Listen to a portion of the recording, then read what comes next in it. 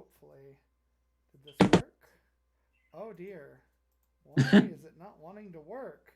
Well, I can see our sound is working. I cannot see anything else working.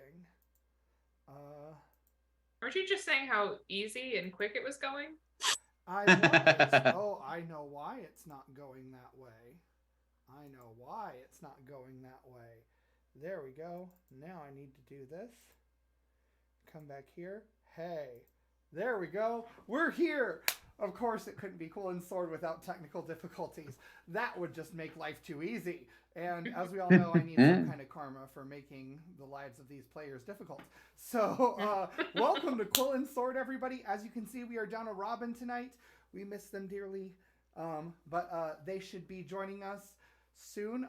There are some interesting things that will happen with their character as a result, with their consent, but there is stuff at play that is going on behind the scenes. So the rest of you get some intrigue nonsense. That being said, we're going to start out by introducing our players for those of you who are new, because I know we've got some new followers and whatnot. So I'll roll a D4 because we have 4 players right now. And whoever it lands on, introduce yourself, your character, and tell us something you remember about last session, which was a month ago now. And we'll go from there. Oh, Megan, you got the spotlight.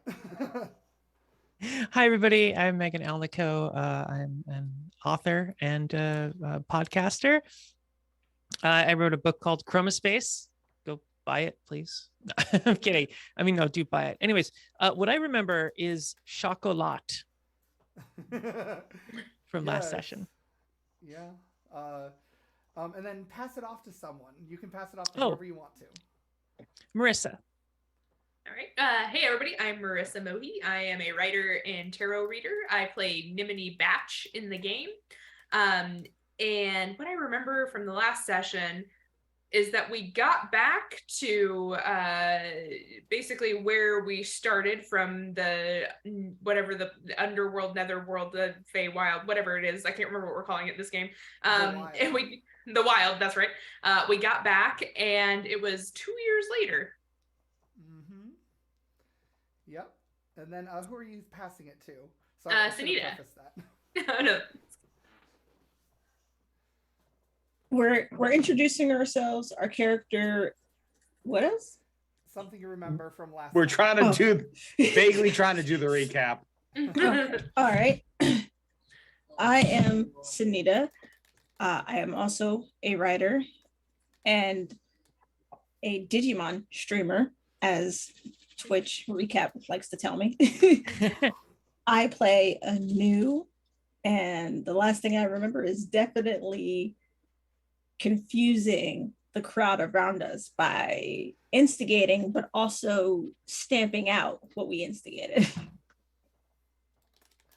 So I guess that's me by default. My name is Nathaniel Wayne. I'm also known as Vera Wild. I am a YouTuber, a TikToker, a Twitch streamer, published author under both of those names, and also a spicy content creator if you feel like digging on that side of the internet. Somebody had to do it. I play Wisp, who is a fawn bard, and I kind of went off on my own little side thing to go and touch base with the Phoenix that has taken up residence within the town, which I have some history with.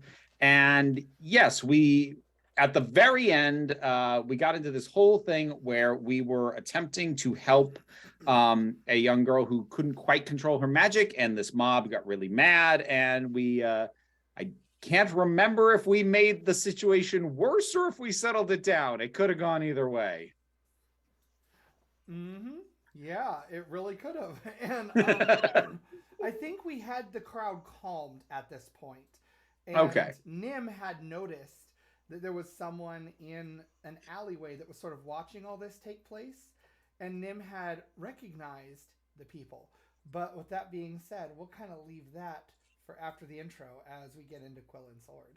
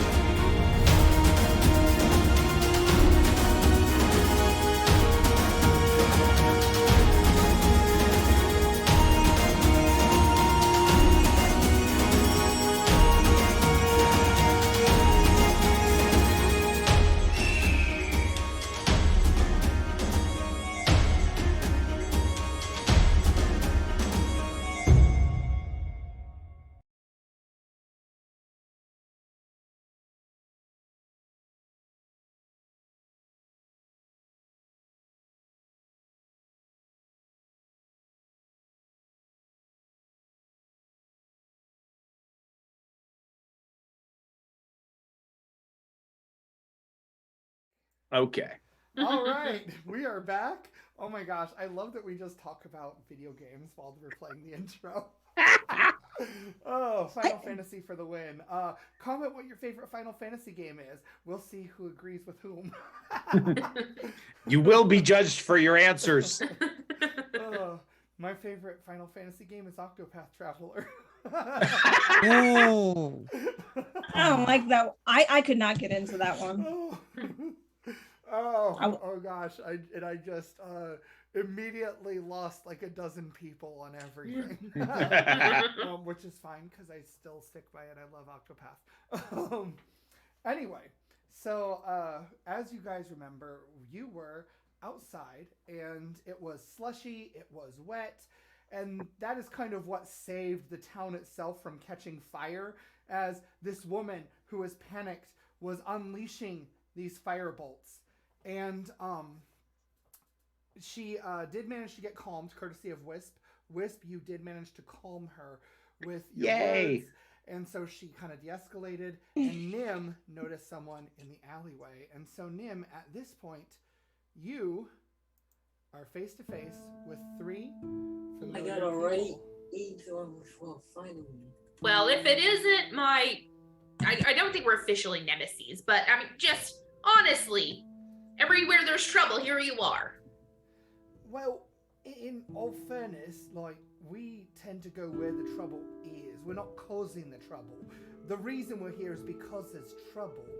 Are you here with your friends, including the, and he almost blushes when he says this, the, lady phone, I think. I can't remember for sure. Well, you know, I am not going to give away the location of my dear friends. And if you would I'm like, literally right behind you. if you would like any information about them, you know, you can just tell me and I might relay the message, I might not. And he sort of looks as Wisp starts walking up, and he's like, oh, all right.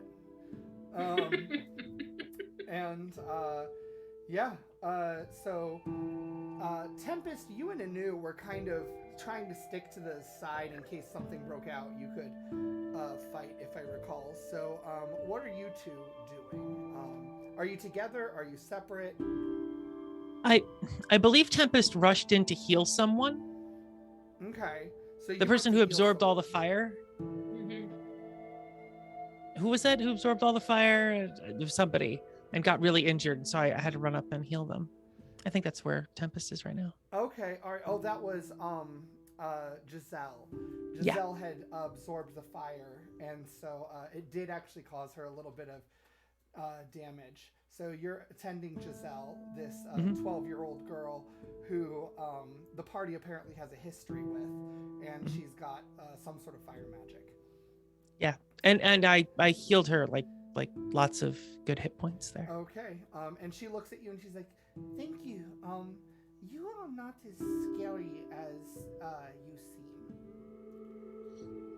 I'll take that as a compliment, I guess. Normally, I'm trying to be more scary. Are those real? And she'll point at your piercings. How could they not be? Yes, they are real, in fact. Can I get some? I am not in charge of you, I know. but I could show you how. Can I tell them you gave me permission? I don't think I could stop you. Okay. And then she immediately turns to, well, let's see. Anu, what was your stealth roll? Do you remember? I rolled a stealth roll. Hiding off to the side. It's been a month. That's true.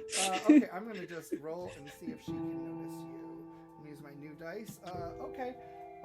She rolled poorly, so she has no idea where you are. So she starts to walk after and shout after Wisp and Nim. The scary lady said I can get piercings like her. I'll let you deal with that one. Giselle, let's have a discussion first. We're not going to do that today.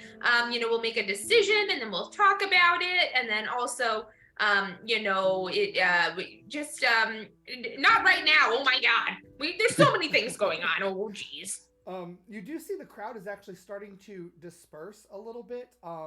The woman is being questioned by some guards at present, but they don't seem to be like moving in on her. They just are asking what happened, things of that nature. Everything seems to have quieted just a bit. Mostly the guards are seeing to the crowd dispersing, so there's no mob at play, right? Anu, where are you at?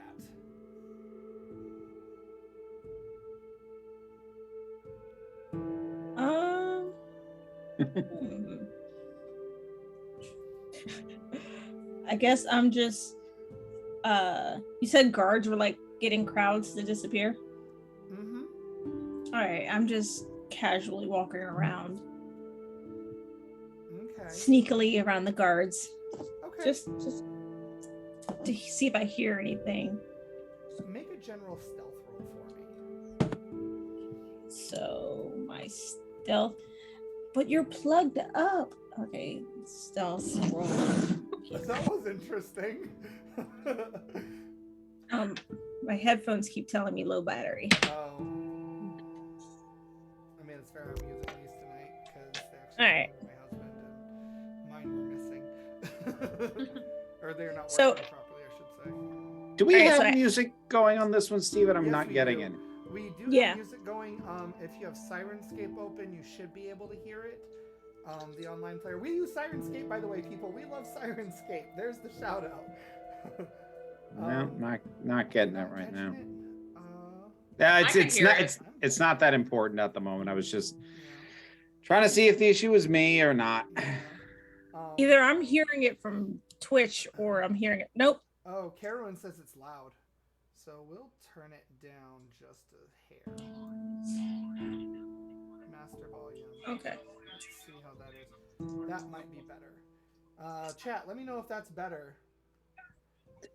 Am I Chat quiet says- to anyone else? Yeah, I was gonna Let say. me see. Am I using my blue? Yeah, I probably am quiet. Let's move this up a little bit. There we go. Hey, am I loud now? I hope I'm loud now. I'm going to put everybody up a little bit. That'll help. Okay. There. Chat, let me know if there's some issues with any of the sound balancing at this point. That being said, so Anu, you're traveling and you're kind of like stealthing around and you're hearing the guards. Some of them are complaining about the fact that these there have been a lot of outbreaks and outbursts of violence, and they're really glad this one didn't come to it. They're also talking about how oh, Gozer, thank you, that's helpful. So the sound is fixed. But Anu, you hear these guards, their conversations circle around both the recent uptick in outbursts of both violence and just unrest related to magic users ever since the Queen apparently publicly came out as a mage, which was something no one knew. So Queen Channelle Du Monte has officially outed herself as a mage, as a user of magic. And it has sparked unrest, especially here in the capital of Waray, which is Dorian. You also hear some of the guards talking about how they have been stretched thin just from everything that's going on with the uprising now in these creatures that have been coming up from the sewers and that have been sieging the town, it seems, every week at least. The Phoenix seems to have quelled some of that, but there are still stragglers here and there that appear from time to time.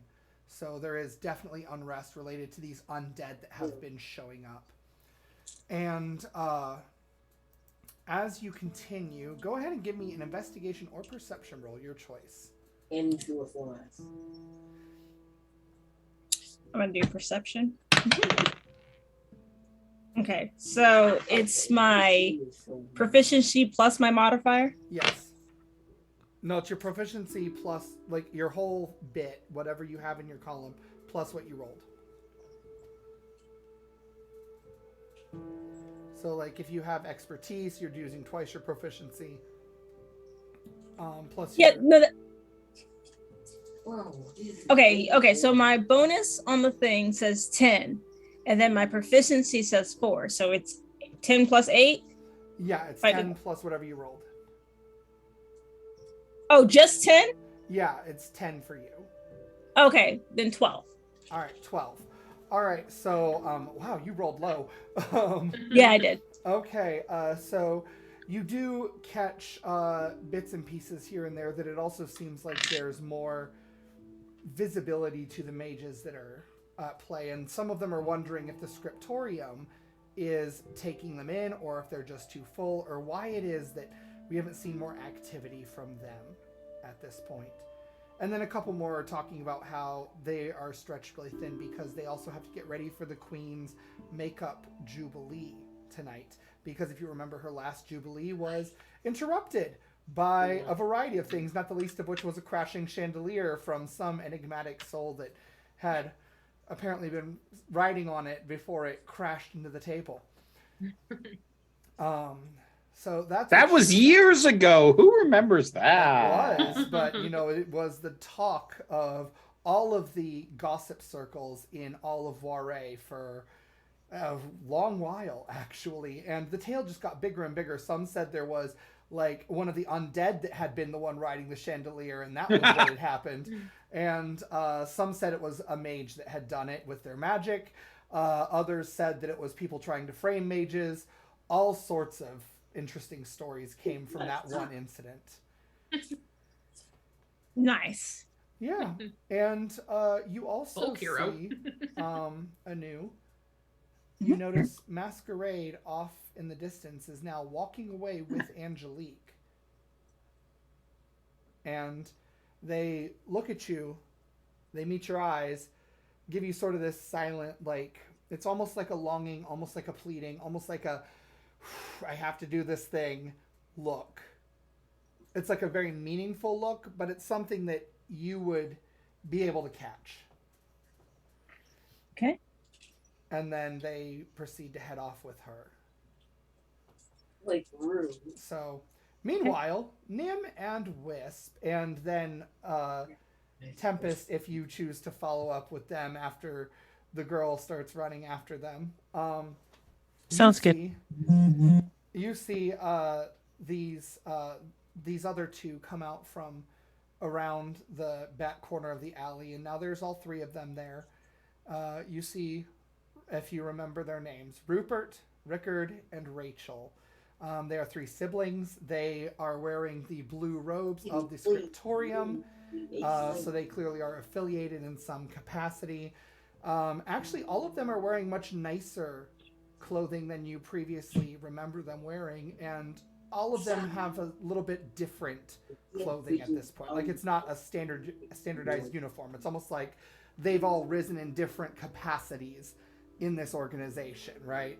So Rupert, he's the scrawnier man.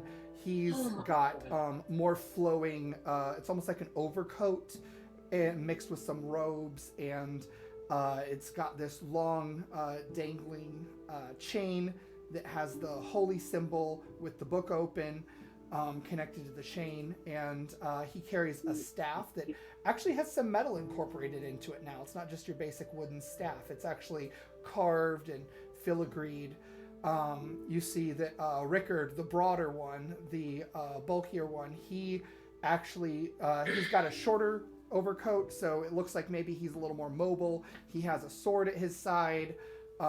He looks like he's risen to some capacity of some sort of like guard, maybe paladin-esque, just like a metal breastplate that's sort of incorporated into his clothing in a really smooth way. And then you have Rachel.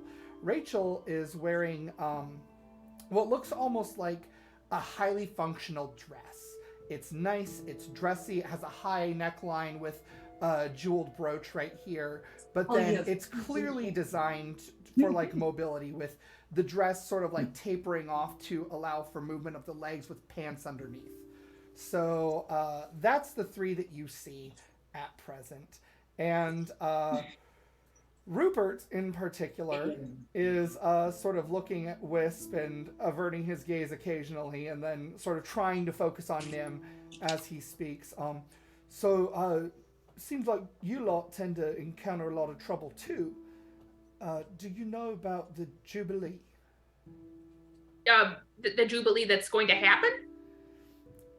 Yeah, the one that's supposed to happen tonight. We I believe- definitely... Oh, go ahead. I believe we're dressed for it. And with that, Tempest says a few words and starts pushing all the dirt off her nice dress. A little magic here and there, clean it up. Given the interest that you three had the last time there was a Jubilee, why do you care? When you say that, Rupert looks pointedly at Nim. So we have a problem. Oh, well, you problems. Surprise. Continue, please. And he looks at Wisp. We're handling it. I've got it. And then he turns to Nim again. I think. And Rickard just sort of shoves him out of the way. You're doing a really bad job at this.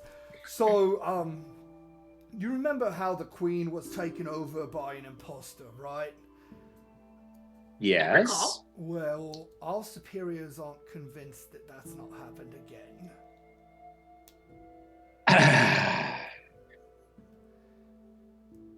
Is there any evidence that this has happened again?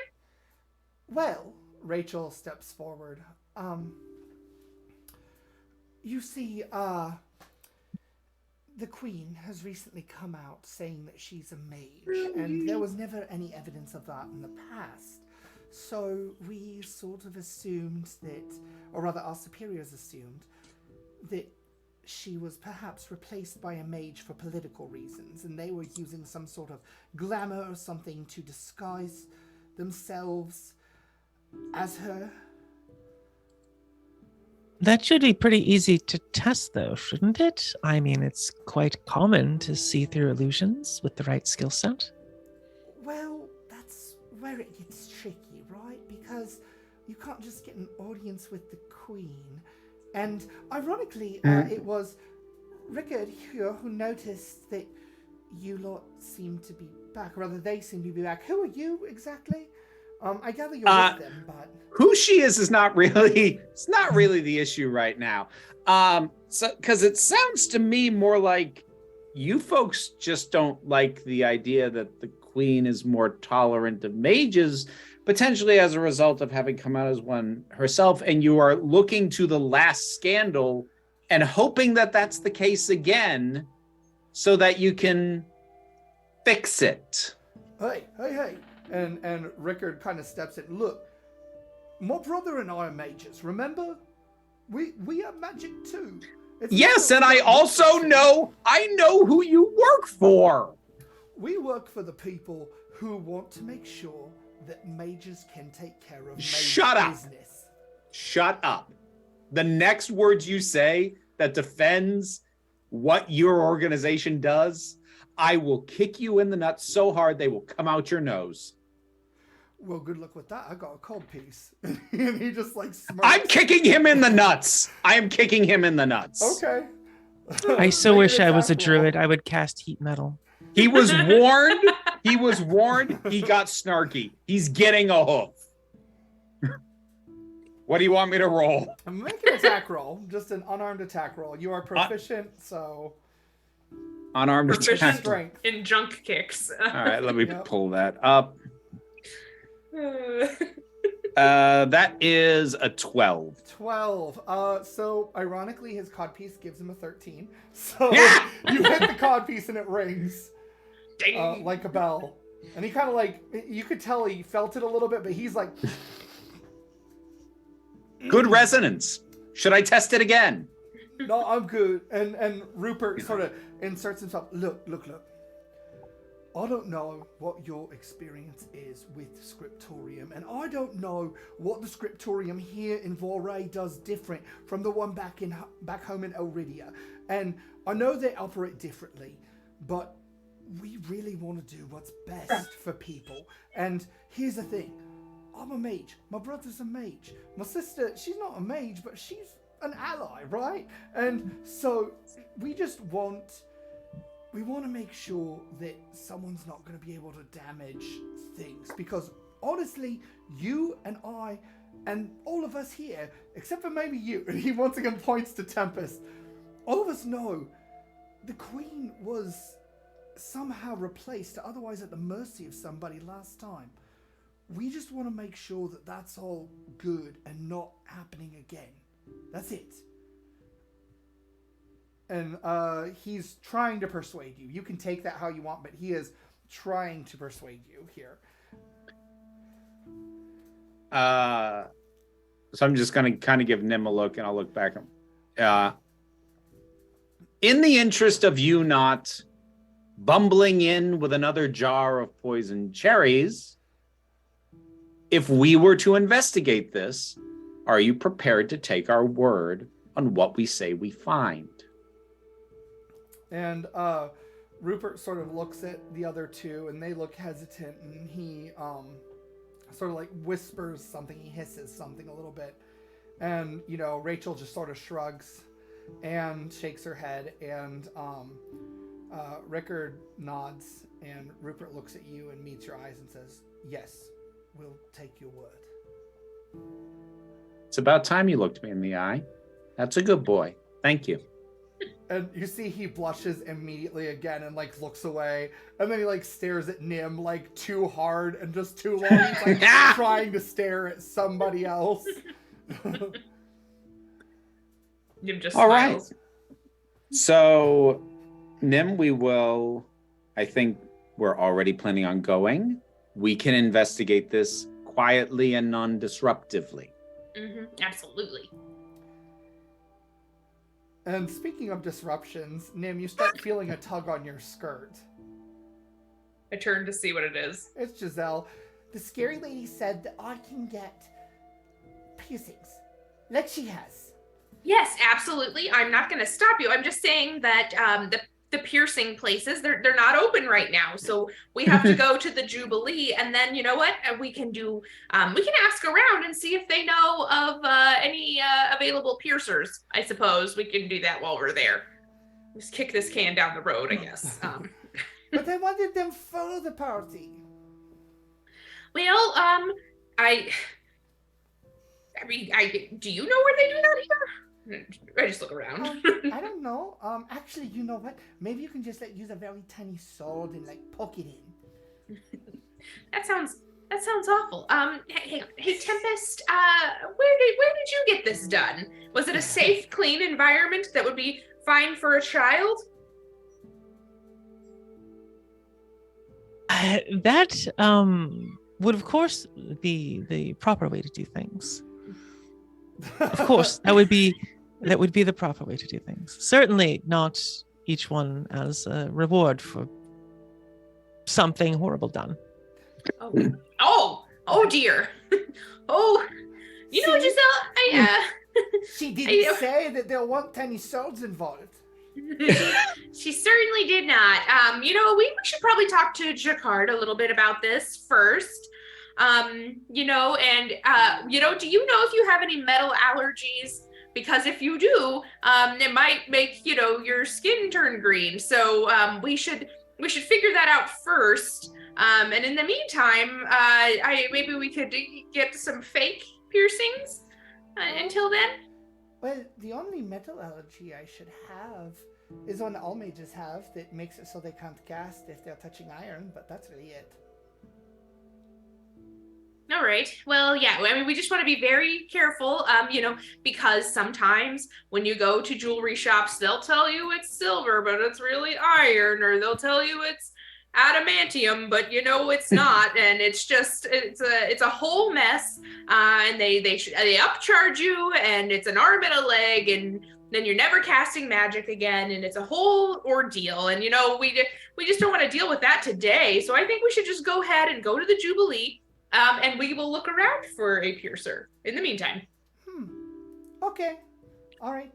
You know, I really think that I should be able to get like 2, because I've been working very hard on my fancy accent, as you can hear. Like, You're doing a great job. Mr. Jacquard has been helping me, but now I can sound fancy like Miss Angelique. You're doing great. Also, where'd Miss Angelique go? And then she starts like looking around. Okay. I'm gonna go back to the inn. Have fun. I'm gonna find a piercer. And she runs inside, and you start hearing her shout about piercings to Jacquard, and you just kind of hear him befuddled, like, later. Hmm. And so It's you good guys to are see she outside? hasn't changed. So I suppose we head to the Jubilee from here. The main reason I ask is because if we're going in transit, I'm going to take the transit time to try and catch Charlie up on the relevant stuff that he has encountered in the last 24 hours or so. So you know that, first off, Anu and Masquerade are nowhere to be seen. But, actually, Nim, you have a note in your pocket. That you must have been slipped there at some point, and it is from Masquerade that says that they need to go attend something with Angelique that is urgent. Do not worry, and you will have a carriage sent to the pumpkin carriage for all of you to arrive in style. Ooh. Oh, well, that's so kind. Thank you, Masquerade. I hope they're okay. I hope Angelique is okay. I'm sure, Masquerade can handle it, whatever it is, but we're going to ride in a fancy carriage. Works for me. So, you guys, Anu, were you wanting to do anything else before we get ready for the party? Because you were kind of stealthed on your own. I'm gonna stay. I'm gonna stay in stealth, but I'm gonna get on top of the carriage. Okay, so you're not gonna wear fancy clothes. You're just gonna ride on top of the carriage in secret. Yeah, I always have fancy clothes on me. Oh, okay. So for the rest of you, we'll start with Nim. Do you want to describe how Nim is going to the party? Yes. So Nim is wearing a green velvet ball gown, just the fanciest thing she has ever touched in her life. Very tactile. She likes the textures. There are gold satin ribbons and gold embroidery around the neckline and around the skirt. And it's just tons of different textures. Big floofy skirt situation. And Nim just keeps occasionally twirling really fast to enjoy that. Okay. And what about Wisp? What is Wisp wearing to the palace? So Wisp is wearing I'll describe the fabric in a minute, but it's a flowier top than normal. Normally they have something that's fairly binding, but it's a flowier top that flows down into a skirt that does have the slits for the legs, so they have full freedom of movement, with legs, able to dance, move it out of the way. The material and color, when the light hits it directly, it's kind of a sea green, a blue green. However, whenever it moves and the light hits it at different angles and it bends, you get rainbow shimmers across it. Ooh, very nice, very nice. What about Tempest? How is Tempest dressed for this? Tempest dressed very conservatively. She's just nothing's low cut. It's just a very pretty green dress, almost as if she's not used to wearing anything like this and is very uncomfortable. Okay. All right. So as all of you step out into the night air for your carriage, the sun has just set. You see the carriage is actually fine white, and it has gilded trim. There are lanterns hanging from all four corners of the carriage, and there are also hooded lanterns. at the feet of the driver as well as in the back, so they can shine both ways, almost like headlights and taillights. You see that the entire town, you didn't really catch this at first. You caught the ribbons and stuff, but you didn't realize there are lanterns hung everywhere in this town. The entire town is alight, even more so than the starry sky overhead. Your breath wisps with this vapor as it hits you with that like sort of invigorating cold. And there's just a light snow falling as the streets are mostly clear of the slush from earlier in the day. One by one, you step into the carriage. You, Anu, can easily make your way on top if you want to drop in from one of the balconies of the pumpkin carriage. Totally doable. However you want to dramatically flourish yourself in. And you see that the footman who is driving the carriage holds the door open. He's wearing an emerald vest with a doublet. He's got all of the trappings that you would expect from a fine royal escort. Everything in green and gold. And you guys get into the carriage. It is a pleasant ride for half the trip. We'll see if anything happens. As you are going on your trip, everyone give me a perception roll, actually. Anu, you can have advantage because you have dark vision and are outside the carriage. Yay! I also because I'm outside the carriage. Because she's outside the carriage. Yes. Okay. 19. 13. I never get good rolls on perception. 26. Woo! I have, what do you call it? A dirty 20? Okay, yeah, dirty 20. All right, so everyone can see this actually, or catches sight of it. Just in the shadows of the alleyway, you see what looks almost like a quadrupedal creature the size of a dog. Just slinking and lurking, and for a brief moment, it looks like it's following you. And then it's not there. And you'll keep going, and you'll go through a main street, nothing.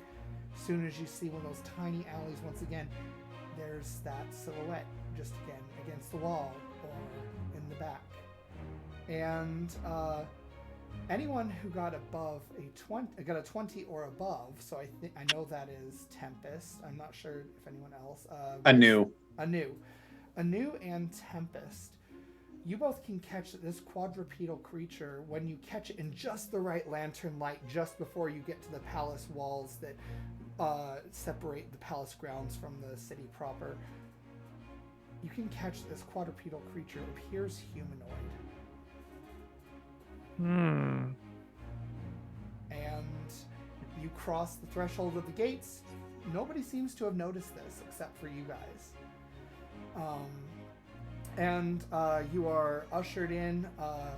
The carriage goes through the roundabout. It passes that hedge maze that has grown back and has a statue of all of you in the middle of it now.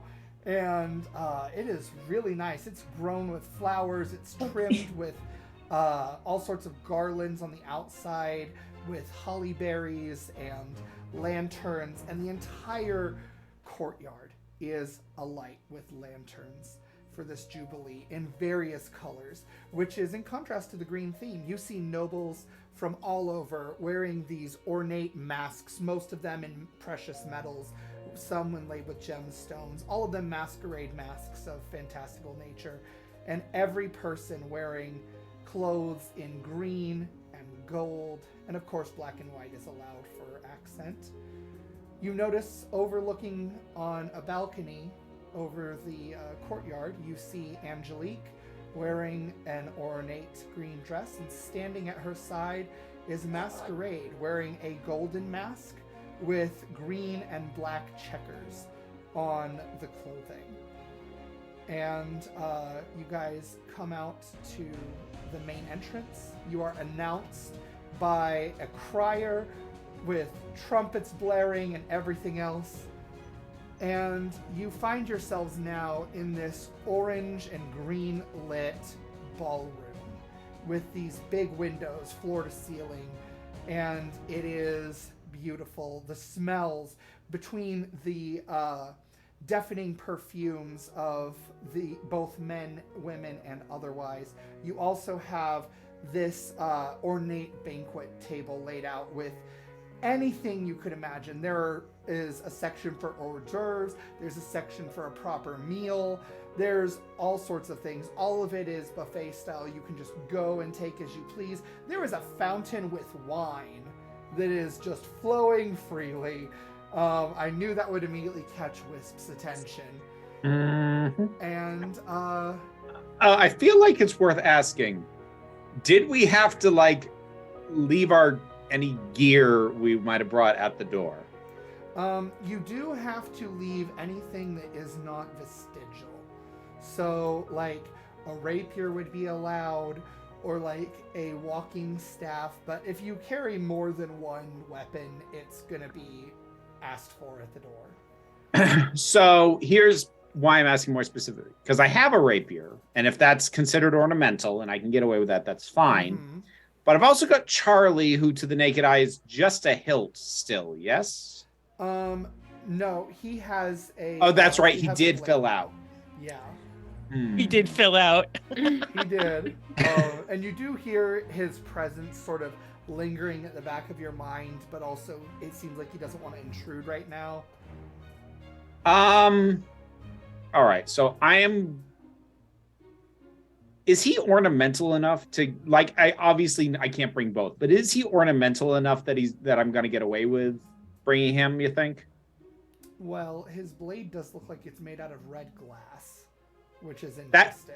That's fancy enough. Okay, so we'll say I left the rapier behind and I brought Charlie. Okay, so you've got Charlie, and once again, you just feel his presence there niggling, but he's not gonna actively intrude on what you've got going on, right? He wants to be respectful. He's Wisp. good like that. I like Charlie. He's a good egg. Wisp, would you like someone to carry one of your weapons? Oh, I actually, at this point, I'm going to assume, Stephen, like, would we have just would it be safe to assume I just left it back at the pumpkin carriage, or? The Should check- invite did say that you would have to check anything that you didn't want, or that was excessive, so you could leave it if you want. I'm going to say that I would have left the rapier since if trouble breaks out, I'm mostly slinging magic these days anyway. Okay, Slinging magic. so yeah. I am going to say, however, silver dagger concealed under the dress, attached to the thigh. All right, so that comes to what I was going to say next, which is anyone who wants to get more than one vestigial weapon in must make a sleight of hand roll. Okay. Or stealth, your choice. Let me check my stats on that. Tempest continues to look unarmed. Okay. Same either way. I mean, I kind of figured Tempest would look unarmed given her. Hey, specific- hey, not everybody knows.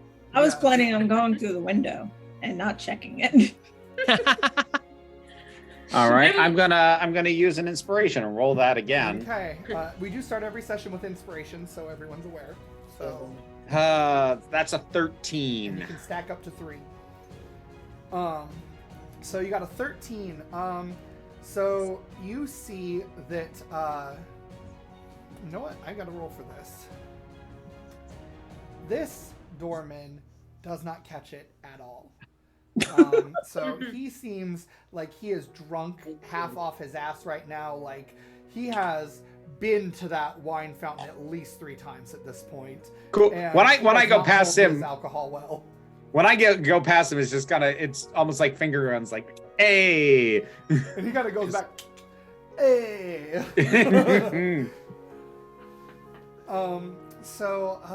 Yeah, Anu, I need a stealth roll first, because you're being interesting. See if you can get off the carriage without notice.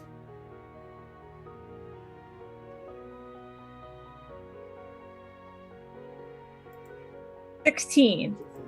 16, okay. So, you don't seem to have been noticed by anybody. Now I need an athletics roll to climb the what do you call it? Not the valance. It's like a crisscross thing with ivy. It's growing. Trellis? Trellis, thank you. You're gonna climb the trellis, just to see if you can do that unnoticed to a balcony. My dice dropped. Give me a second. I meant to ask Steven, is there a chandelier in this ballroom? There is a new chandelier. Oh, brand new, crap. And it does look reinforced now. Can't imagine why they felt the need to do that. Right? I'm pulling out my Rika dice for them. All right, yes, Rika dice. We already run back. 16. 16. You easily make it up to a balcony, and you can find yourself in the hallways. That the ballroom is actually surrounded multiple levels by this.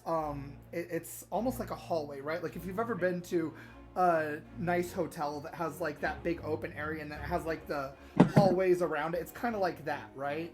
Right. And there are fancy staircases off to the left, out of view of the dance floor. And you see there's a section for live music, but it seems like with all the people gathered at these various overlooking balconies, it's almost designed for these hallways and balconies to be like places to spectate what's going on from overhead. And Wisp especially, and maybe to a lesser degree Anu for your background's sake, would know that these hallways and these balconies are sort of meant to be where people will retire when they want to make business deals with one another or spread important gossip. This is where the kingdom itself shakes and turns and moves on a hinge. So there are people already up in these areas anew, but none of them seem to have caught notice of you as of yet. So, Tempest, you have never been in this palace before. It is extremely ornate. It's probably one of the finest places you've ever been. It is opulent. It is decadent. The pillars are these massive columns that are actually statues of knights in full armor. So this place is just massive, and there are people in gilded masks everywhere exchanging talk of everything from petty gossip and family affairs to what is this kingdom doing, or have you heard about this trade? It is truly a place that is probably unlike most of the places you've been because it is human in nature. It's a little more it's almost like the Feywild in some capacities with the way people are carefully measuring their speech, but in other areas it's very clearly not Elven because these people are very bad at being subtle when they want to throw jabs at each other. Okay, well, Tempest is a little bit mesmerized by this. It is absolutely not a place that she's been before, you know.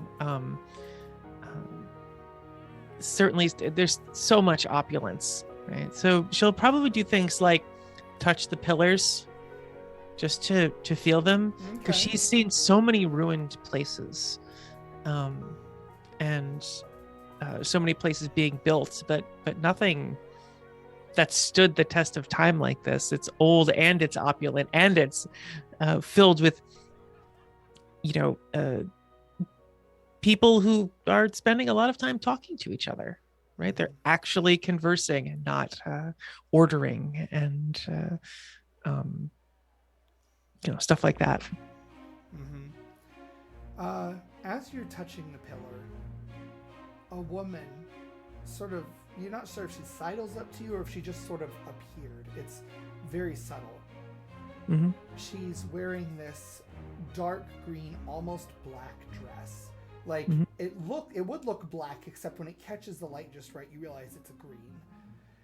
Feathers just opulently adorn the shoulders.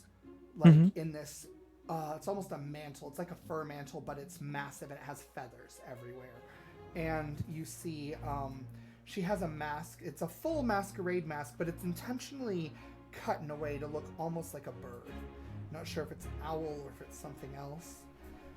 And you hear a voice that you would find eerily familiar, almost to the point it grabs the pit of your stomach and ropes it in a knot. So you came here.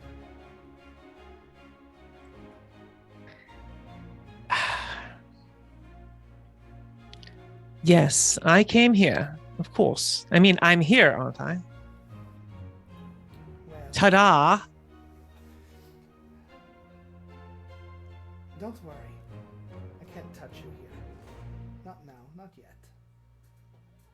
But enjoy yourself while you can.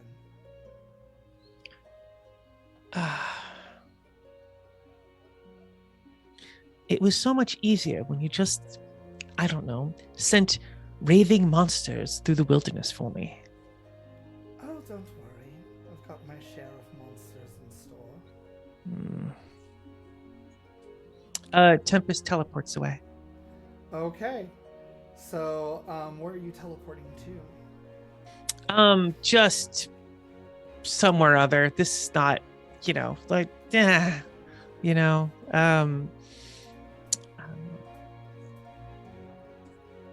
yeah, a little defiance here.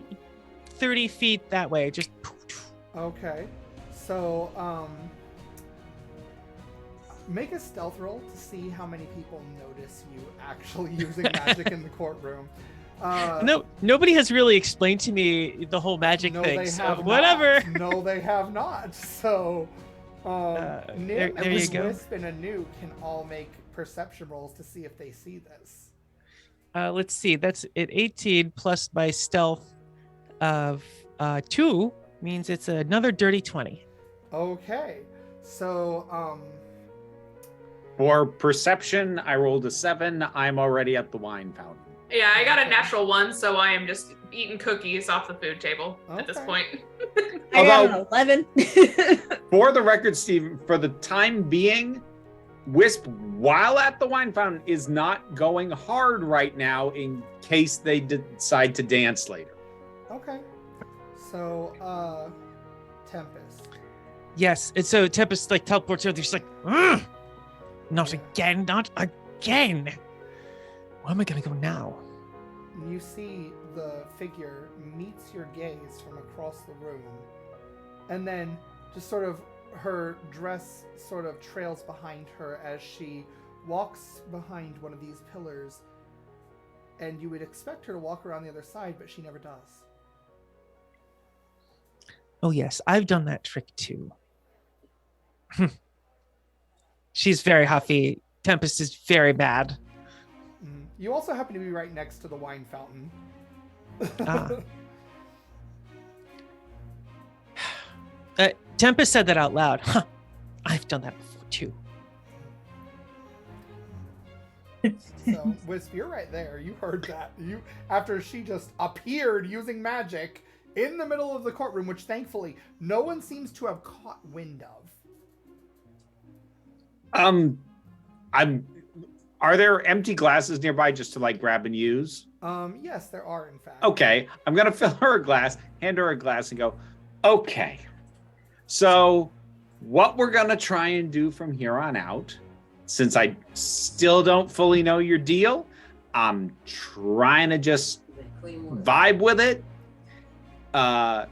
Make an attempt at relaxing to whatever degree you are capable.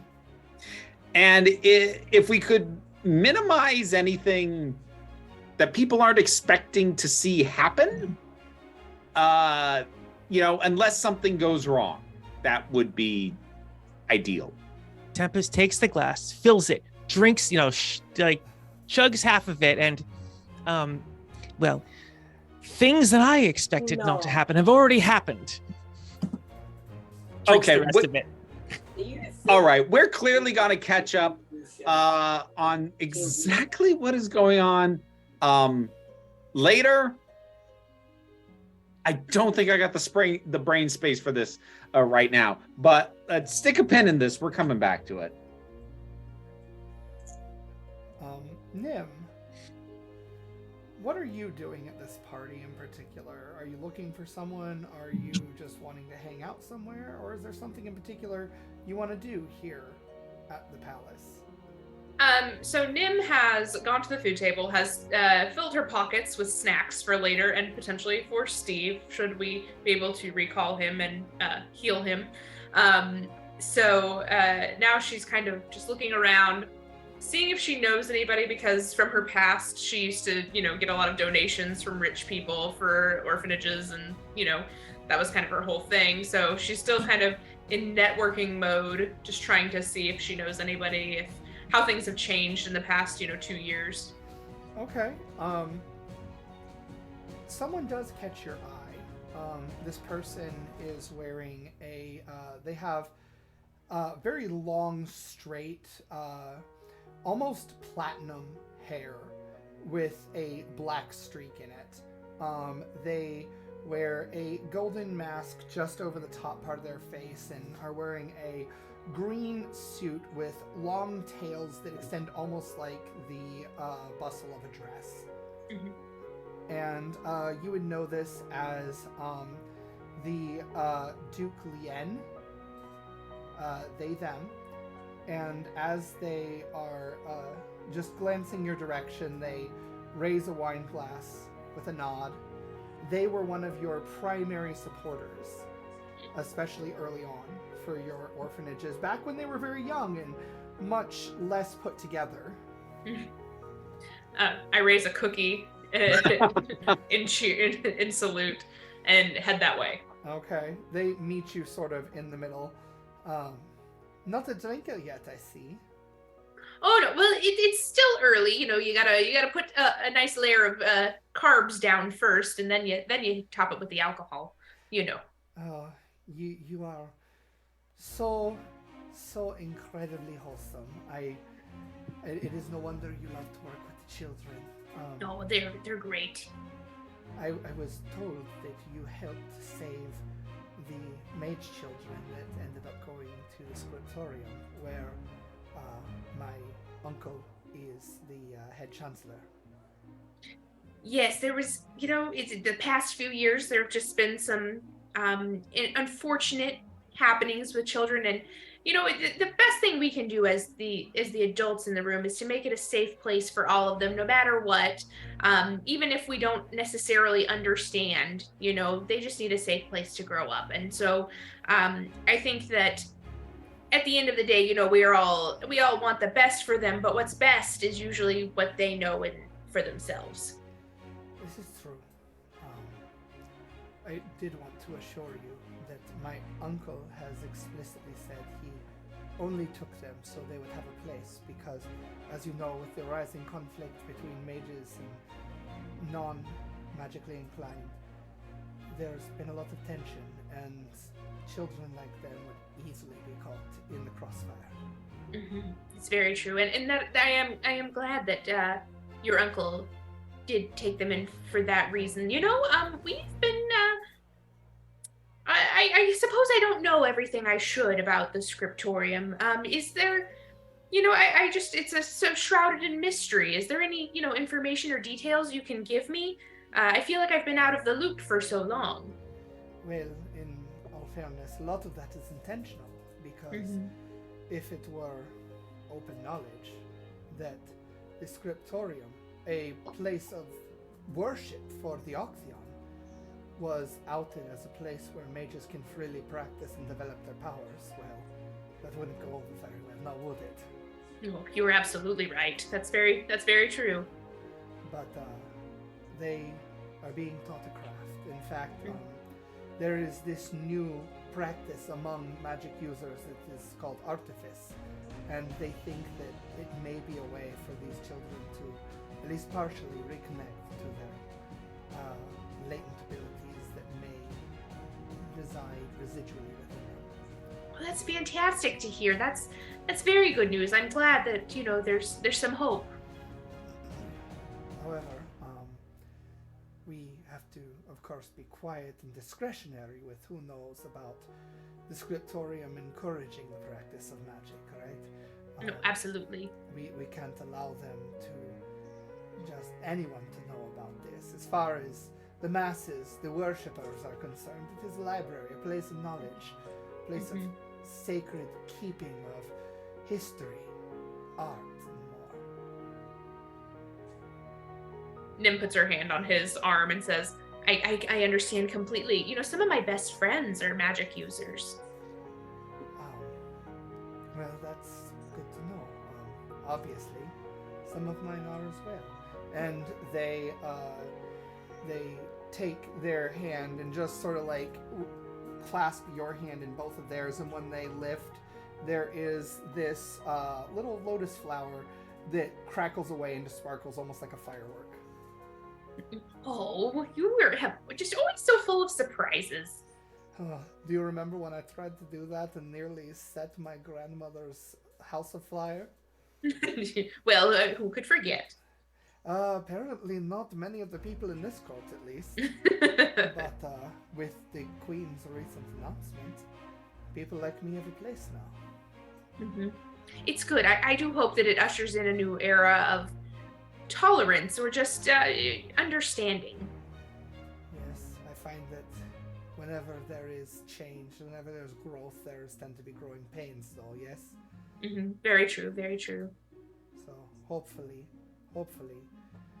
we can find a way to make peace and perhaps spearhead the acceptance of mages in society in a more public fashion.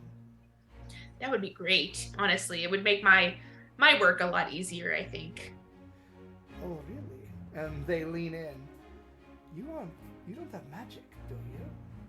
Oh no. But you know, there are a lot of children out there who do, and you know, just making sure that there's, you know, safe places for them, and then you know, well, I do suppose I do have a new job title now. I'm not officially in charge of the orphanages anymore, but I do work with a lot of magic users. I see.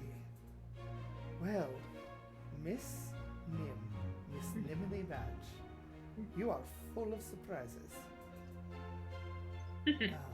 That being said, forgive me. I've taken far too much of your time.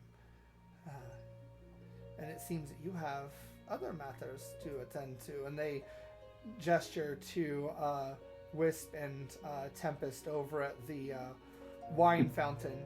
It seems like you have many friends here. Oh, indeed. Well, it was fantastic catching up with you. Oh, it was a pleasure, as always. And here. And they hand you just a small, it looks almost like a pin or a brooch or something. And it has the seal of their family on it. If you ever want to drop by, just show this at the door. You will be welcomed with open arms. Fantastic. Thank you so much. How very gracious. And they will turn and just sort of like, oh, hello, and they call to someone else and go over and begin talking up another group. And Anu, you are usually in the business of information, so I'm going to ask you, are you actively looking for information in this place, or are you doing something else? Yeah, I'm actively looking for information. Okay. Go ahead and make a perception or investigation roll. Your choice.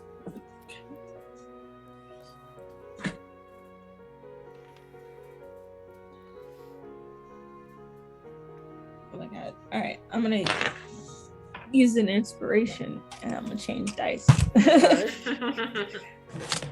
Oh, my dice is back.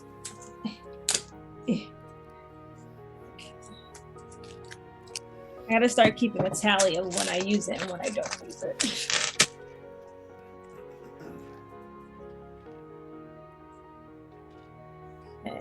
Okay. There we go. 28. 28. All right. So you manage to, as you're hearing this various, you hear various people talking about gossip, talking about their deals that they're making and whatnot, you hear this particular voice that kind of stands out to you. And you would recognize it to be Philippe from way back when you guys were first here. And you see A him. shady elf? No, he's not the shady elf. He is human. He was a little bit flirtatious with Wisp in the past. Oh, okay. Add him to the list. Come on, Steven. That doesn't narrow it down. That's true. This man was a bard, and particularly a magical bard, much like Wisp is, and was supposed to train with them at one point. So you hear him talking, and you hear something about, well, I lost track of it, so I really don't know where it ended up.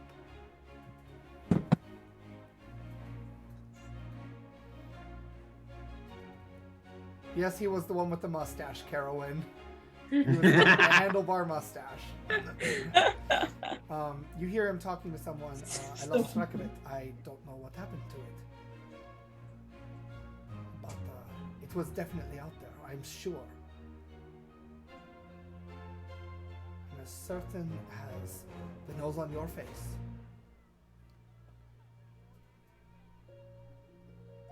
No. No, of course I'm not going crazy. It was a man in a costume with feathers and a beak the size of, I don't know, it was almost like one of those doctors.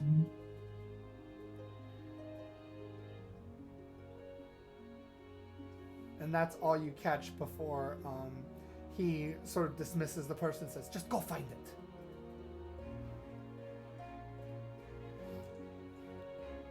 I'm gonna follow that person. Okay. All right. So you notice the person is armored and armed. They appear to be a guard. And as you follow them, in their full plate armor, their plate armor is rustling. It's easy to track them. And you will have advantage on a stealth check if you are trying to be unseen as you do so, because their armor shuffling is enough noise to give you a bit of sound cover. Yeah.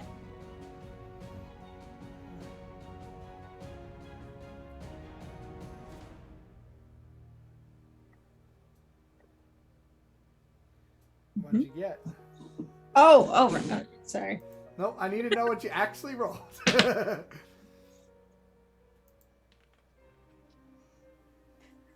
27. 27. All right, so you easily go unnoticed as you're tracking this soldier, and they go down these marbled stairs down toward the ballroom, and they actually go out a side exit, not the main entryway. And as you continue to trail them, you notice they go out into the courtyard and they begin patrolling around the back of the palace. And I need you to make a perception roll. Oh, okay.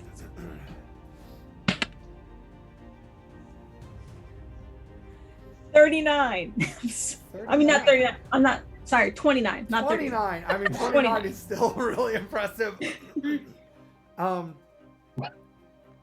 You see a woman in a dress that looks like it could be black, but when it catches the moonlight, it's green. Huge feather mantle and a gilded mask. She bends down near the bushes, and it seems this guard has also taken notice, and he sort of approaches her. Ma'am, the party is indoors. This area is currently not being hosted for any events. And he stops, and you see his armor start shaking just a little bit.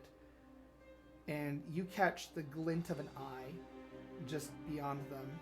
And your perception roll is good enough as you kind of squint. You see what looks like a man covered in feathers with these long fingers, almost like talons, with these long nails off of them like claws. Huge head, almost like a raven's head with a long beak, almost like a plague doctor's mask, but it's real, and it opens, and this like wet tongue slathers out, as it sort of takes in a deep breath. Try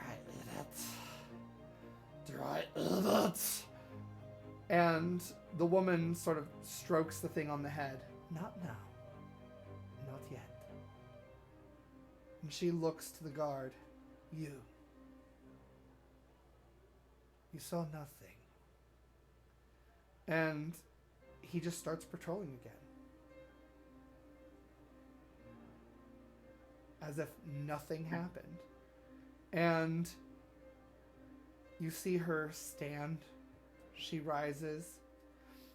And without even noticing you because your roll was so good, she just walks into the shadow and vanishes. It's like she goes just beyond a tree. She should have come out the other side and she didn't. And you see this creature starts creeping and slinking just out of the tree line now. And let's see if it notices you. We can never just have a nice party. It doesn't notice you as it slinks along the shadows of the wall. It looks almost like it's directly avoiding the moonlight and the lantern light. It's sticking to the shadows. But you do hear this like heavy breathing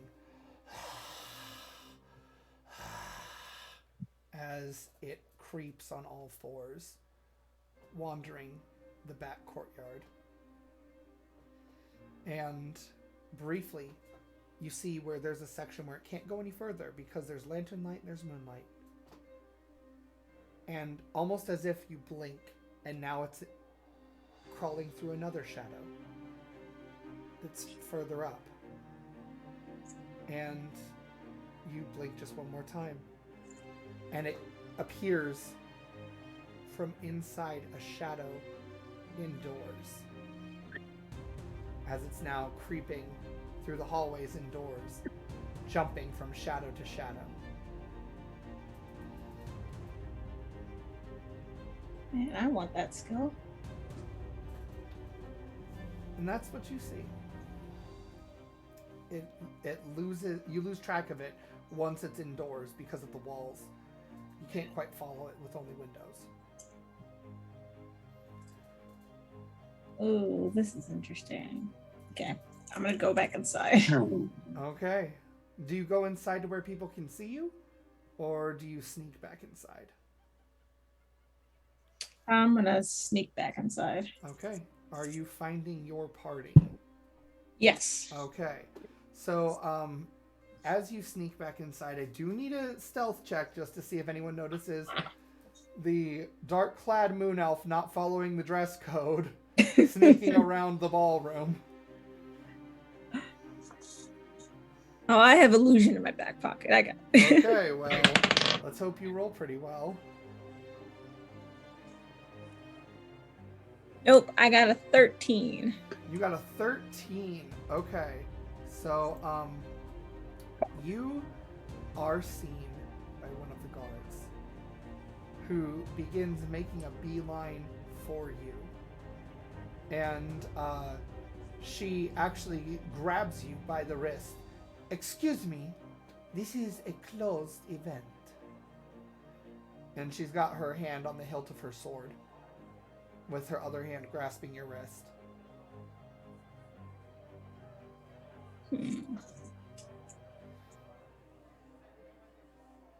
I'm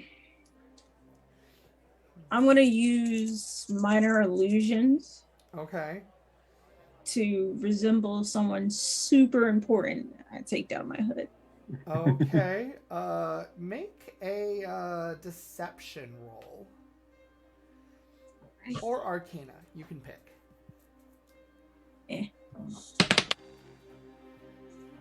26, net 20. 26. All right. Yeah, no, they see your face. And they're like, oh, forgive me. Forgive me. I was not aware. I could have sworn for a moment you looked... Well, forgive the accusation, but I could have sworn you looked like an elf. But clearly that was my misunderstanding. Clearly it's just part of your mask. And enjoy your time.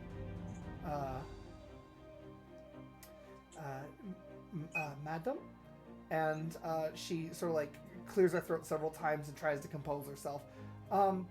With all due respect, though, we are not hosting anything outside here. It is all in the ballroom tonight.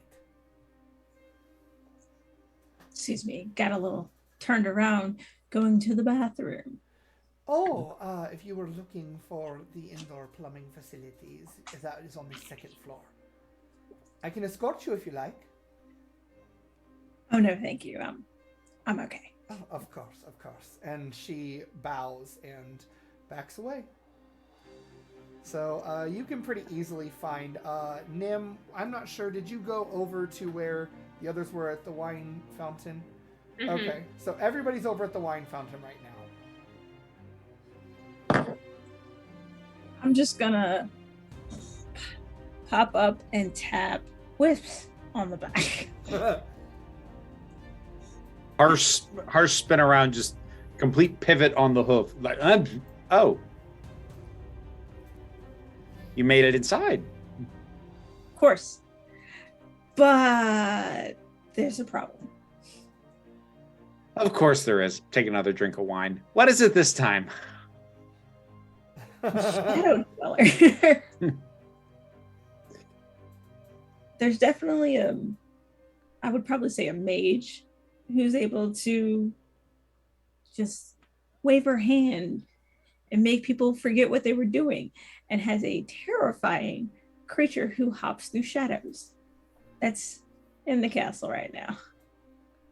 Well, that's new. And it does sound Hey. familiar to one of you. What does she look like exactly? I mean, what does it look like exactly? Bird-like, maybe? Feathers? That's exactly what they look like. You can see it too. Oh. That is quite a turn of events. I'm sorry. Was I not Um, supposed to see? Well, I mean, normally I'm the only one who can see it. Her? It's not her, but it's an it. What does it do? Only the worst of things. Of course. We were having such No, a nice it's- party. If it didn't attack us outright, that means there's something here preventing it from doing that. It must be a minor minion and not what it claims to be. Maybe it's the chandelier. Tempest looks up like, what?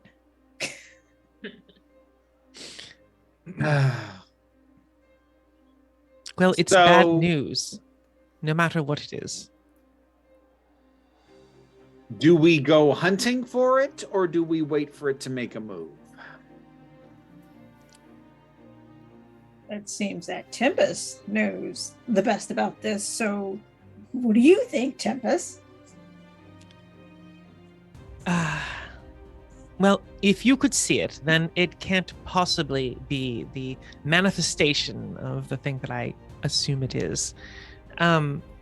It must just be a minion, in which case we should hunt it out. It can't be causing anything good here, especially not for your, is it Mage Princess? Mage Queen? Where'd you last see it, Anu? They were up on the balcony, right? In the hallway. That's where they went, or was it? So it was in the hallway on the first floor as of right now, Okay. but it was in the back. I was like, in the back hallway, shadow. I know where it's at now. All right. Tempest, how dangerous is this thing? Because I'm not normally one to go, let's split up, gang, but if it's something that is not the end of the world, then I prefer whatever's going to make this get over sooner. and so I can get back to the party. I have not even gotten to dance yet, and I'm very annoyed by that. I wish I could say exactly, but it...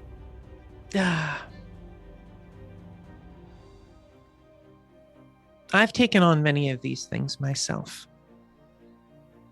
In the past, I have not met any of them that I have not been able to take on personally.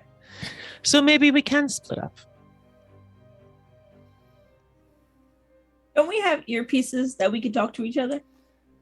Did we? You did. You have earrings that you can. That's put in and right. you can talk to each other. Okay. All right. Well, What if Tempest and I go scout out, and we'll let you know if it gets a little dangerous.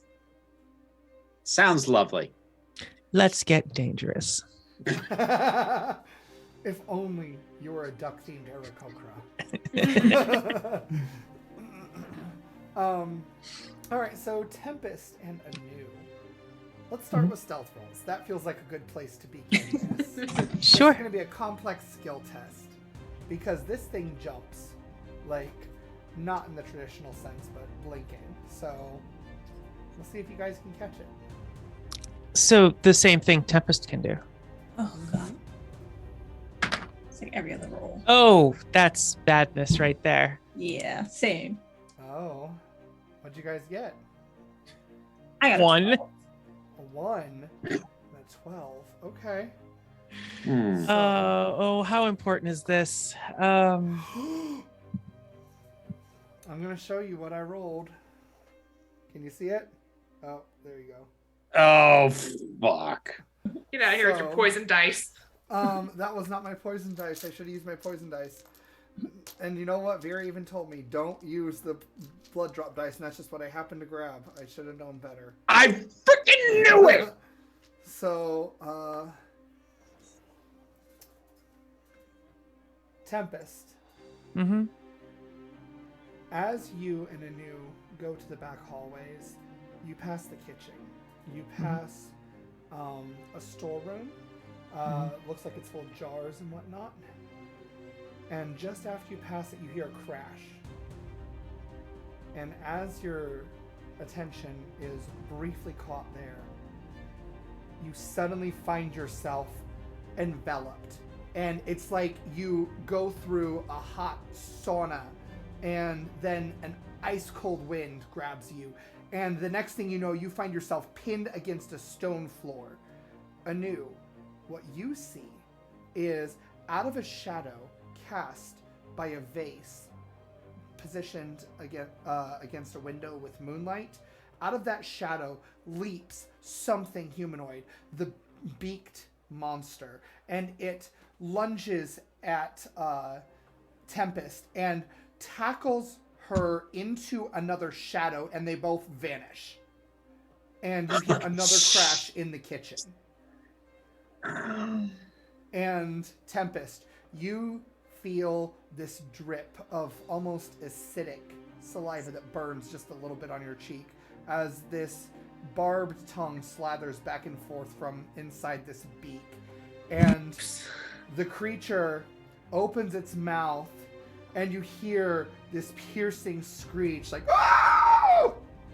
And as it does, you feel the breath leaving your lungs as it goes into this creature. And you take 21 points of force damage. Force damage. Okay. As the air leaves your lungs suddenly, leaving a vacuum. Okay. And Anu, what are you doing? I'm assuming they landed in the kitchen, so I'm gonna make a beeline for there. Okay, you can get there in one turn, but that will be your whole dashing and everything. Okay. So, And my Steven, bonus action, right? Huh? That counts as my bonus action, too? Yes. Yep. All right. would we have heard any of this over the earrings, or do they have to deliberately notify us of things? They have to deliberately notify you. All right. That being said, I will allow it to be no action required if you guys want to do that. I'm just gonna go stand by. We might still be able to handle this. Okay. You arrive at the kitchen. I'm putting my wine glass down at this point. You see Tempest pegged by this creature against the stone floor, and its mouth is open, and there's this glowing white coming from her mouth, streaming into it, and you see its eyes start glowing with the same sort of white, and you notice that her skin is paling, and it's almost looking like it's beginning to desiccate a little bit. Steven, did you have to say pegged? I meant to say pinned. But she is currently trapped against the stone floor. And at this point, I need initiative from everybody so we can do this in an orderly fashion. No. Is that including those of us who aren't there currently? Including those of you who aren't currently there. Okay. Natural one. Oh, goodness. I got a 6. What the fuck? Okay. I got a 15. 18. So we have... followed by Tempest, Wisp. What did Anu get? I got a 6. A 6. And what did Nim get? 1. 1. Okay, so the monster gets to go first. Great. I'm going to not roll the bloodstained dice this time. And because it succeeded last time, I now need you to make a saving throw, actually. Tempest. Constitution saving throw, please. Okay, I have advantage on concentration. Oh, no, I don't. Not for this one. Nope, it's not a concentration. It's just Yeah, Constitution. 14 plus 8. 14 plus 8. Wow. Yeah. So you find that this creature continues to siphon, but you're somehow managing to hold on in spite of the fact your breath has literally been stolen from you. You are not taking further damage at this time. Okay. So, because basically it's now linked up, it just makes you make a save every turn. But you will have to break free of this before you can get out of it. So since you saved, you have a chance to break out of it. And actually, that's all it can do is make you make that save, because otherwise we'll have to let you go. So it's your turn. Oh, fantastic. So what are my options being pinned like this? Can I move around and cast a spell? You are functionally restrained, so you will have to try to use an athletics check to try to get away. Athletics. Yes. Okay. All right. But you did succeed on your saving throw, so you can make this check without disadvantage. Okay. All right. And that's the only thing I can do. I can't. Okay. All right. That's your action. So if That's you my- can that's get my out, action. then you'll have a bonus action and whatever else you can do. Okay. All right then. Here's my athletics roll. That is a 13. Got a 12. So you managed to just barely roll out of the way. You managed to force yourself to just throw it off briefly, and you tuck and roll, and you are now up out of the way. You can have your bonus action if you want it. Let's see. I don't have a lot of just bonus action things, but I can do this. Tempest throws her arm out, and blackness just swirls around her hand, and it comes together and coalesces into the biggest, blackest greatsword you have ever seen in your life. This thing is two-dimensional. It is so black, right? Wow. And she just, right? It's just it's like Vanta Black here, right? Black 3.0, right? And she just basically gets ready. It just holds it in front of her in an attack position. So unfortunately, it takes an action to summon that. Okay, so she is ready for whatever comes next. Wisp, what are you doing?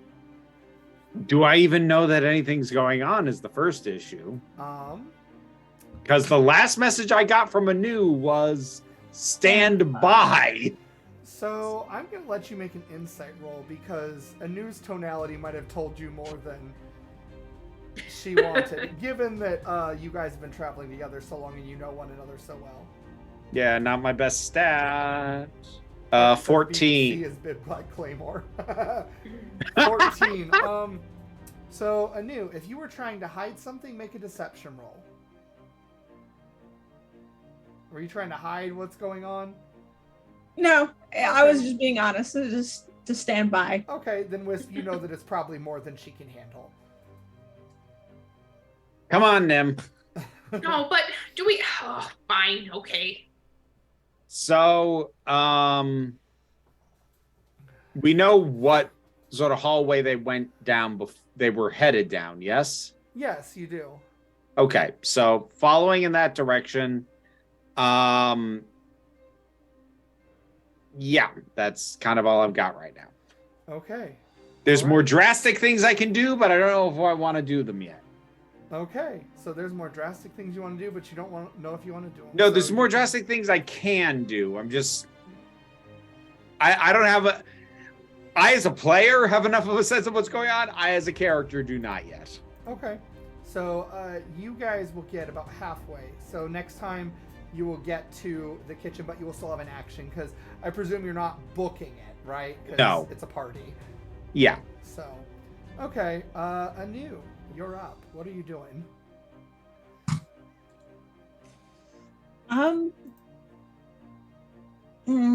How lit is the kitchen?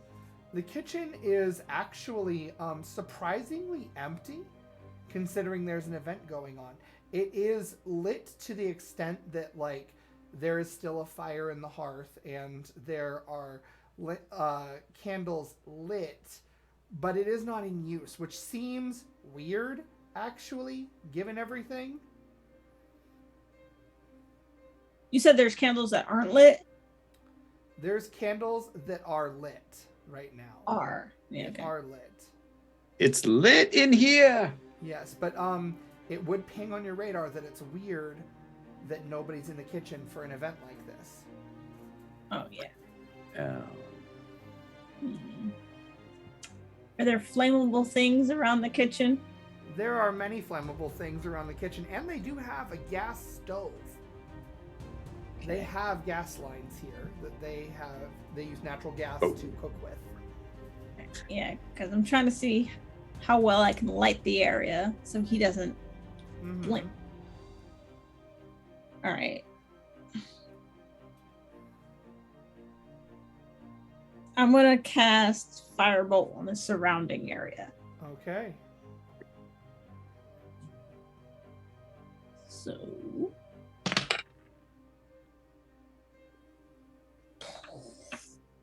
I'm going to use the inspiration I didn't use last round.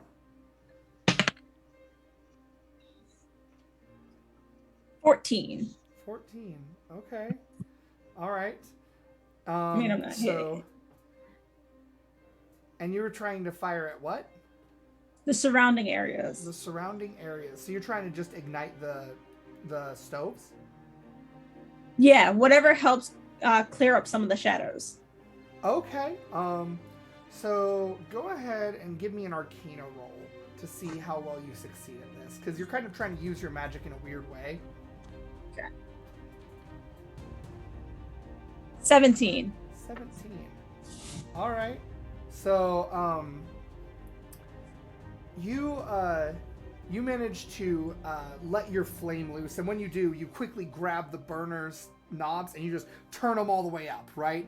And it goes, and the entire kitchen alights briefly, and you see the creature shrieks as go ahead and roll a d10 for me and add 10.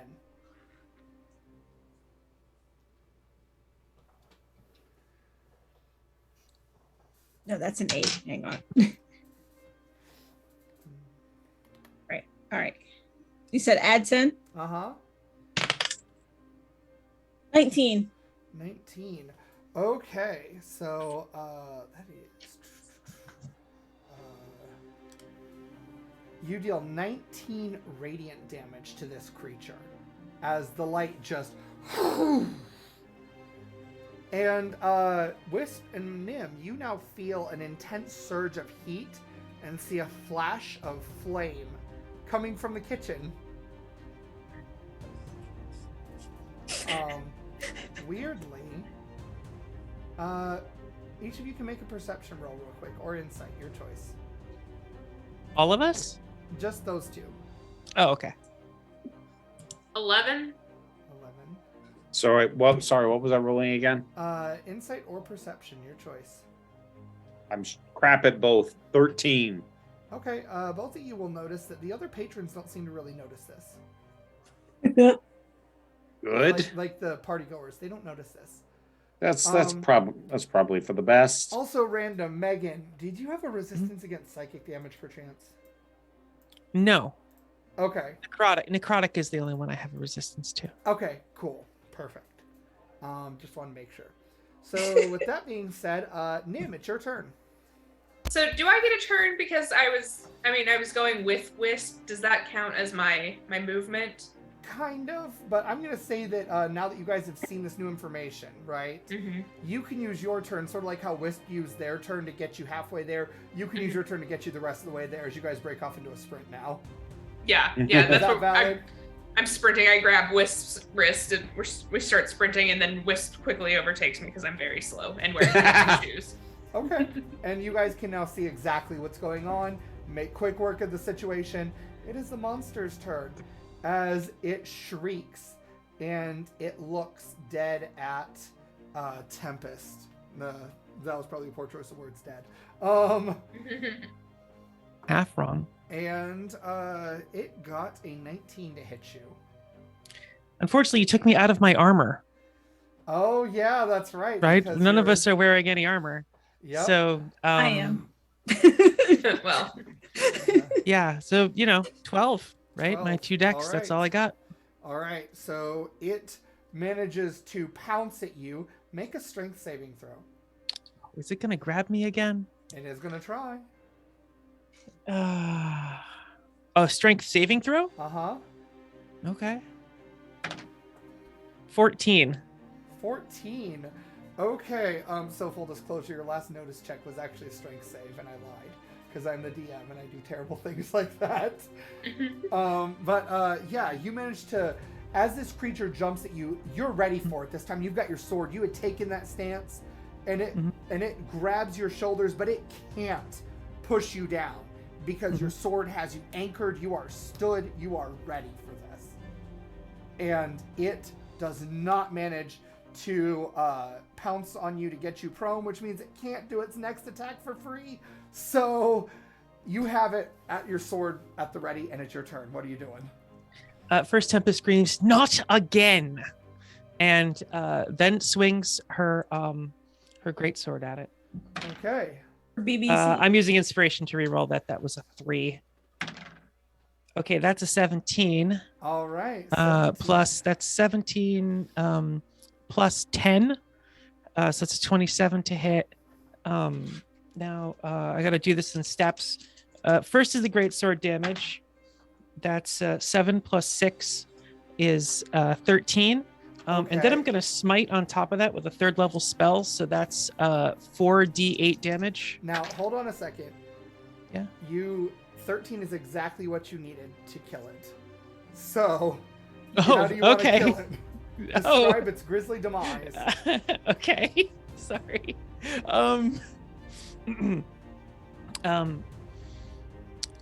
Tempest's sword just let's see.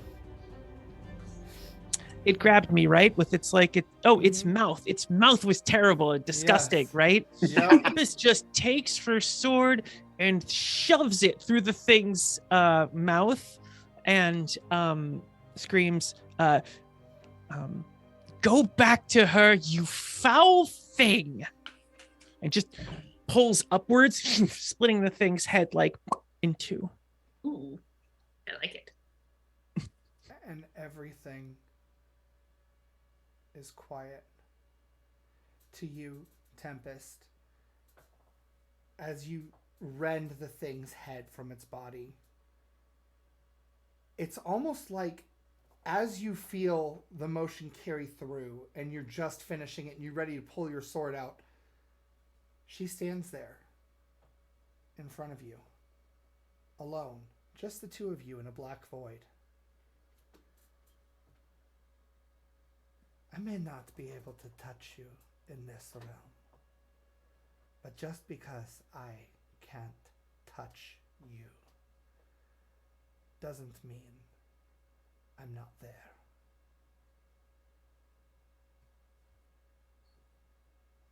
Go back to whatever hell it is you continue to live in. We're done. I told you we were done.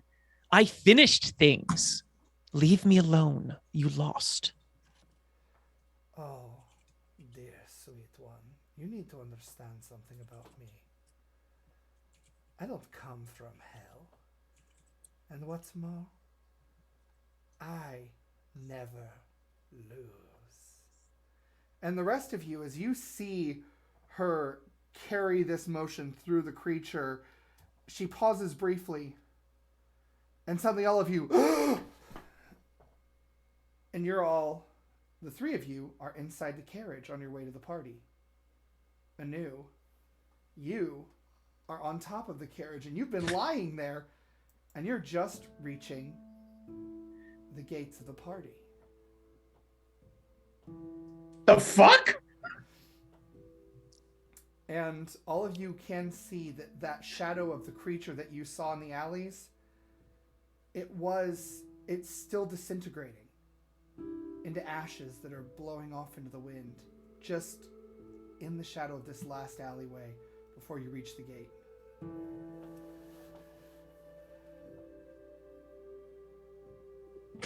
I'm just going to lean over into the carriage. See, I told you. You only needed to be on standby. I'm turning to Tempest immediately. Answers. Oh, did all of you experience that also? With the thing with the beak in the kitchen, and you with the sword, and you, yeah.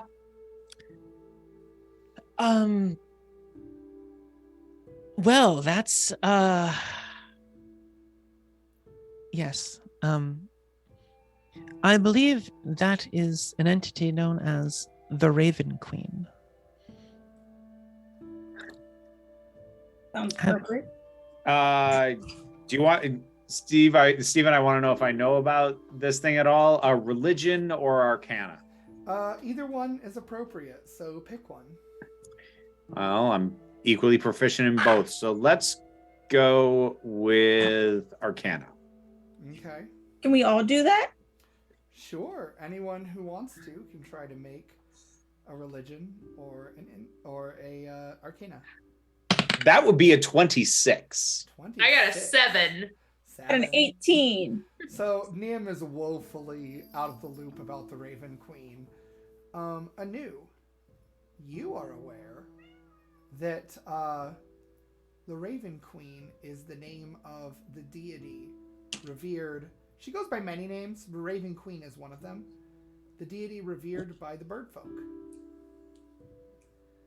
And Wisp, you're aware that it is said that the deity of the bird folk is not of this world or of any other that you know of.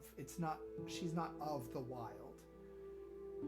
But she also is said to have influence only from the faithful. So somehow she has trouble interacting with this world unless as a catalyst from one of her faithful allows it. Did you bring her here? I don't think anyone makes the Raven Queen do anything.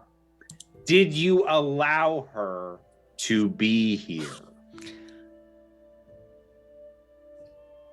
I don't think that's true either. So, I've been here, what, a day? How long do you think it would have taken her to get inside this palace, inside our minds, to know what's going on? More than a day. I don't know that. You're asking me to assume that. And you are asking me to assume that something is impossible that seems very within the realm of reasonability, given that we have just recently jumped ahead 2 freaking years in a blink of an eye. So, no, I reject your premise. I don't know if I brought her here. She may have existed here before, but she wants me. Is that what you want? Is it time for me to leave now? So, Clingy X, is that what we're dealing with? I am a Shadar Kai. We are from the Shadowfell, a place in your Okay. wild area. We were literally created by her. Most serve in one way or another. I do not anymore. She wants me because she can't have me. Is that sufficient? I've been there, done that. Tempest, just so you know, you have not consented to her influence here, so you couldn't have been the one to be the reason she's here. Okay, but this is different than other places I've been where she just walks around and does what she wants, right? Because in the Shadowfell, she's just there, right? In the in the shadow, she has influence because that's where she actually exists, right? Mhm. But if she wants influence, much like any other creature, she has to either exert her influence through warlocks, or she must otherwise have some sort of consent, right? Consent is sort of a currency in the wild, and consent gives power. So you have not given this consent, so it is not you. Look, I'm through with her. I will never have anything to do with her again. I could not have let her tag along on my soul. Can I roll an insight check on that? Sure.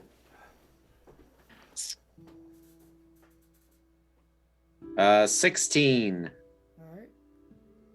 Megan, you can just tell how much of what you said is true. All of it's true. All right. Tempest absolutely does not believe that the Raven Queen could possibly tag along with her to any place unless she were to allow the Raven Queen back into her life. You can go ahead and give me a religion or arcana check if you want, Megan. Have Tempest roll one of those for me. And if you get high enough, you'll get whispers via the message. Okay. Well, it's +4 either way. 16 + 4, 20. 16. Okay. Dirty 20. Dirty Yeah. 20. Yeah, you definitely get Dirty whispers. 20. So.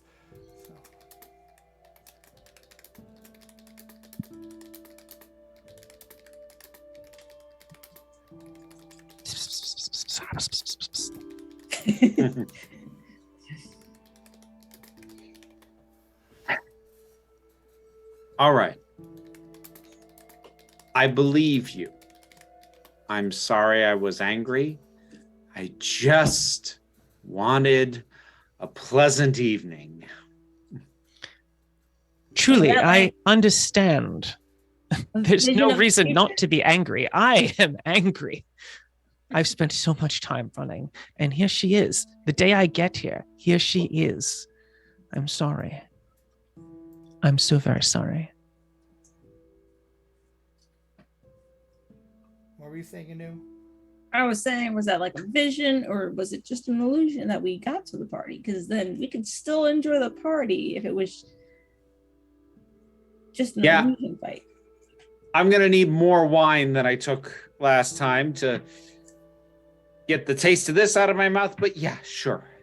Feasibly, yes.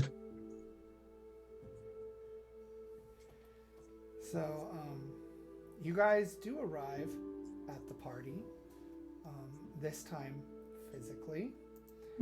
And you see, once again, all the same things you saw before. You see the Queen and Angelique overlooking on the balcony with Masquerade wearing the same very decadent and opulent outfit that they were wearing before. All of the same things hold true. Or excuse me, you don't see the Queen. You see Angelique and her assistant. You do see people getting off and unloading. You are announced in the same fashion. There is still the wine fountain, which I'm sure makes Wisp incredibly happy. Do I need to re-roll my sleight of hand to keep my dagger again? Nope. You can just have everything happen just as it did the first time. Thank you. And this time, though, you see Angelique, her assistant, and Masquerade walk away from the balcony as though to attend to some sort of business, possibly attend to the party, and possibly to see all of you. Of note that catches your eye more immediately, Wisp, you'd probably be the first to notice, and Nim, you would be, you and Anu would be second, just by virtue of height, right? Because, and Tempest you would also see, but not necessarily pick up on in the same capacity because you're not from here. Of note, there is a dwarf here at the party that was not here in your vision. This dwarf has flaming red hair that's shaved on one side and long on the other. All dwarves have this sort of gemstone eyes that they look like normal eyes, but they have a luster like gemstones, and they are in fact made of gemstone. They also, and these eyes are black, and they have a rainbow luster if they catch the light just right. You see 3 black gemstones also underneath each eye. Because once again, dwarves manifest these gemstones other places on their body as well. Think almost like crystal gems from Steven Universe, right? All in different colors. And this person seems to be making rounds and dressed very finely in the green of the night. But otherwise, you see everyone just about the same. Lien is still there and eager to talk to Nim about many of the same things. You have many of the same conversations. It's really almost eerie in a way. But then, when all of you would have begun coming together and going to the kitchen, instead you see, announced at the top of the staircase, Queen Channelle Du Monte, her successor, Lady Angelique, and bodyguard Masquerade. And all of you turn to see the Queen in all of her regalia, striding down the stairs, almost gliding down the stairs. And Tempest, and possibly Anu, but Tempest definitely. Your heart freezes as you see she's wearing this opulent dress. It's almost black, but it has a green luster in the light. This mantle of feathers adorns her shoulders, a golden mask covering her entire face. She approaches the lot of you. The mask comes off, and you guys see Queen Channelle, and she says, "Welcome, my friends." And that is where we are going to cut it off for tonight. So, yeah, that was Quill and Sword. We had 10 viewers tonight, which is awesome. Thank you guys for joining us. Please follow if you haven't. This video will go up on YouTube on Monday on the Quill and Sword YouTube channel, so you can also subscribe over there to catch it. Of course, follow all these lovely people. Their links will be in the description, so you can find them all across the internet. Follow them, not in the creepy way. And until next time, everybody, whether it's on the page or at the table or even in a tabletop game among friends digitally, tell your story